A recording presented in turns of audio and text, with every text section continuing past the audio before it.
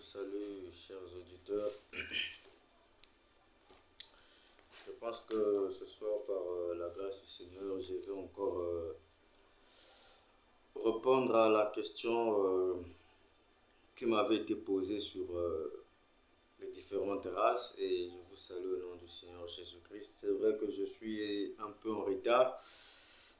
Mais ce n'est pas ça qui compte. La chose qui compte, c'est bel et bien que je suis là. Donc, quand nous lisons dans la Genèse, excusez-moi, ma Bible est dans le téléphone et c'est ce téléphone que j'ai lancé la vidéo pour que vous puissiez me suivre. Donc, la Bible est restée dans le téléphone. Ce que j'ai, je ne suis pas sorti avec comme tel, mais je suis déjà dans la pièce pour cette vidéo que vous êtes en train de suivre. Et si nous prenons dans la Genèse, nous allons voir quand Dieu traite son alliance avec Abraham et Dieu lui dit que je te multiplierai, tu iras à l'infini, tu deviendras un peuple et ton peuple sera comme le sable qui déborde la mer.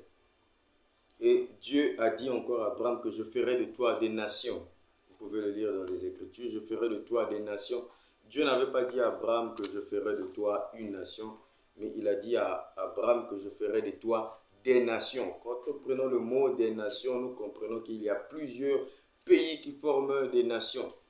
Donc, nous avons le Congo, nous avons la France, nous avons le Sénégal, nous avons les États-Unis, nous avons le Brésil. Ça, c'est appelé des nations. Mais si c'est un seul pays, donc là, nous parlerons d'une nation.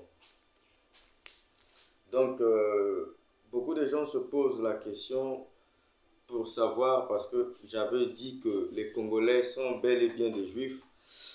Quand Paul dit que l'évangile a été emmené chez les nations, j'avais expliqué que nous ne sommes pas les gentils.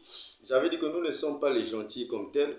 Les gentils peuvent être des Blancs, des Romains, tout ce monde-là, mais précisément les Africains ou encore l'Afrique subsaharienne, nous n'avons pas des gentils. En Afrique subsaharienne, nous sommes bel et bien les Juifs et je l'avais démontré, je vais encore le démontrer aujourd'hui. Donc, sans plus tarder, nous prenons en 71, pour ceux-là qui veulent toujours noter, nous sommes en 71. Et là, l'empereur Titus est venu envahir le temple de Jérusalem, selon la prophétie que le Christ avait laissée, que puisque vous m'avez renié, votre pays vous sera abandonné. Donc, quand ça arrivera, que ce soit du moment de l'hiver, quand ça arrivera, ceux-là qui seront dans les champs, ne revenez pas. S'ils sont en période de l'hiver, vous souffrirez. Jésus a dit toutes ces choses-là. Donc, nous comprenons qu'en 71, l'empereur Titus est venu en Israël et il a tué la plupart des Juifs. Ce qui a fait que les Juifs ont quitté l'Israël. Plusieurs se sont rapatriés vers l'Afrique, d'autres encore en Europe. Donc les Juifs avaient quitté leur patrie, ils sont repartis dans leur patrie en 1947. C'est le moment où les Juifs sont repartis dans leur patrie et c'est là où ils ont créé la ville Tel Aviv qui est devenue leur capitale. Et c'est à peine arrivé quand Donald Trump arrive, c'est là où Donald Trump remet la ville de Jérusalem aux Juifs. Donc nous comprenons, selon l'histoire et selon la vraie version et selon tout ce que nous connaissons, que les Juifs n'étaient plus dans leur terre d'Israël. Et la preuve jusqu'à aujourd'hui, les Palestiniens et les Juifs sont toujours en guerre parce qu'ils veulent reconquérir Jérusalem comme tel. Et le temple d'Omar se trouve encore là où était le temple de Salomon. Donc les Juifs veulent détruire ce temple pour rebâtir le temple de Salomon parce que pour eux, leur Messie doit y venir. Donc nous comprenons que c'est à peine que les Juifs commencent à repartir dans leur patrie, la Palestine bien sûr. Donc qui était dans les autres moments Jérusalem comme vous le connaissez. Donc en 71, quand l'empereur Titus arrive, les Juifs fuient. Et puisque déjà l'Afrique était en liaison avec Israël, parce que Salomon avait mis au monde avec la reine de Séba, et leur enfant s'appelait Ménélik Ier, ça nous le connaissons tous, et Ménélik Ier, quand il est venu à Jérusalem à l'âge de 21 ans, il est reparti. Autrefois, il était même reparti avec, il avait volé l'arche de l'Alliance, il était parti avec 144 000 policiers ou soldats juifs qui l'avaient accompagné en Éthiopie. Et nous constatons qu'il y a plusieurs Falachas, il y a plusieurs Éthiopiens ou plusieurs juifs qui sont en Éthiopie. Et ça n'a pas commencé maintenant, ça a commencé du temps du roi Salomon parce qu'ils étaient en alliance avec la reine de Séba. Et en 71, c'est là où tous les juifs sont partis premièrement. Plusieurs ont fui en Éthiopie. Et si vous pouvez bien voir, vous allez constater que la plupart des Éthiopiens actuellement demandent leur nationalité, ils veulent repartir en Israël, ils les reconnaissent qu'ils sont des Juifs. Et quand ils arrivent ici en 71, ils ne se sont pas arrêtés en Éthiopie parce que l'Afrique subsaharienne était encore vide, il n'y avait personne jusqu'aux années 71. Et arrivé en 71, quand on arrive en 71, les Juifs se sont déportés jusque dans l'Afrique subsaharienne. Donc, le peuple que nous appelons le peuple Bantou ou le peuple Congo ne sont rien d'autre que les Juifs qui ont quitté l'Éthiopie précisément dans les années 71-76. Ils se sont réfugiés dans l'Afrique subsaharienne. Mais en réalité, leur origine, ça se lance ou ça provient d'Israël. C'est quand ils ont fui en 71 que plusieurs Juifs se sont retrouvés en Éthiopie. Et quand ils se sont retrouvés en Éthiopie, ils ne se sont pas arrêtés là-bas. Ils se sont propulsés jusqu'en Afrique subsaharienne.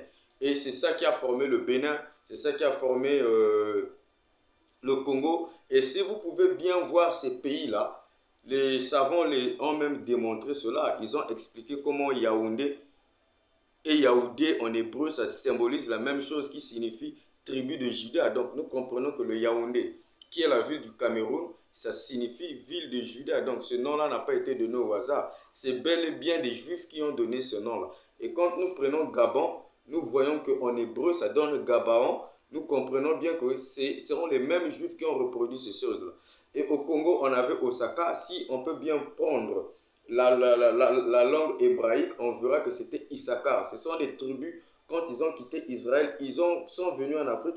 Ils ont ramené ces mêmes tribus en Afrique, précisément l'Afrique subsaharienne. Donc, les Africains de l'Afrique subsaharienne, donc les Congolais, ou encore les Rwandais, ou encore les Camerounais, nous sommes en fait les fils biologiques d'Abraham. Nous sommes la descendance d'Abraham. Nous sommes les Juifs. Donc, le passage ou le verset qui dit de la Bible que nous sommes les gentils, ce n'est pas pour nous. Ça, c'est pour les Blancs. Ça, c'est pour les Italiens. Ça, c'est pour les Mexicains ou je ne sais comment, mais pour nous, ceux de l'Afrique subsaharienne, ce verset ne nous concerne pas parce que nous ne sommes pas les gentils. Nous sommes les Juifs. Donc, nous sommes les Juifs qui portent un autre nom. On peut aujourd'hui nous appeler Congolais, mais notre identité révélant, c'est l'identité des Juifs. Donc, Abraham était notre grand-père dans la chair, pas par la foi. Donc, nous sommes fils d'Abraham d'abord par la foi, et nous sommes fils de Dieu ou plutôt, nous sommes fils d'Abraham dans la chair, et nous sommes fils de Dieu par la foi. Parce que Dieu n'a pas des enfants dans la chair, Dieu n'a que des enfants spirituellement ou par esprit. Donc, nous sommes fils de Dieu par la foi. Nous sommes fils d'Abraham par la chair. On est comme des Juifs. Voilà pourquoi le Congo est persécuté. Voilà pourquoi le Congo vit toujours des choses difficiles et impossibles. Parce que c'est aussi la race d'Abraham qui se trouve dans ce pays-là. Et le Congo lui-même a été conçu ou a été fondé en 606 par celui que nous appelons le roi Ankwa Ier. Donc le Congo a une création. Le Congo a été créé en 606. Mais nous allons parler de cela bien après. Nous allons parler de l'origine du Congo, comment le Congo a été créé et qui était le premier roi au Congo. Mais pour finir et pour simplifier, je vous ai dit, les bien-aimés, que nous sommes véritablement des Juifs, que nous ne sommes pas les gentils comme la Bible l'a dit ou comme les gens interprètent la Bible, mais nous sommes bel et bien les Juifs parce que Dieu avait dit à Abraham qu'il aura des nations. Il n'avait jamais dit une nation, des nations. Donc le peuple de Dieu n'est pas seulement Israël, c'est aussi les Congolais, c'est aussi tout ce monde qui sont dans l'Afrique subsaharienne. Parce que la prophétie d'Abraham s'est accomplie, il fera d'Abraham des nations. Donc quand on dit que nous sommes la descendance de Cham, moi personnellement je ne peux pas croire cela parce que nous sommes la descendance de Sem comme tel, parce que ce sont les mêmes Juifs qui est la lignée de Sem, qui sont venus en Afrique subsaharienne et qui ont continué à se reproduire en Afrique subsaharienne et qui aujourd'hui a formé les Congolais que nous sommes. Et si vous prenez le Kikongo comme tel, vous allez voir que cette langue-là, que nos ancêtres parlaient, est similaire à l'hébreu, et les Juifs ou encore les savants l'ont démontré eux-mêmes. Donc, je vous salue. Pour plus de questions, vous pouvez toujours poser vos questions, mais j'aurai le privilège de vous parler de comment le Congo a été conçu et la fuite de Moïse, où réellement Moïse avait fui, parce qu'on dit que Moïse avait fui au mont Horeb. Nous avons le calendrier qui est là. Nous allons démontrer que Moïse a bel et bien fui en Éthiopie, et la Bible aussi l'atteste. Donc je m'arrangerai la prochaine fois à venir avec la Bible, afin que nous puissions parler, afin que nous puissions démontrer les choses, et pour le reste, que le Seigneur vous bénisse.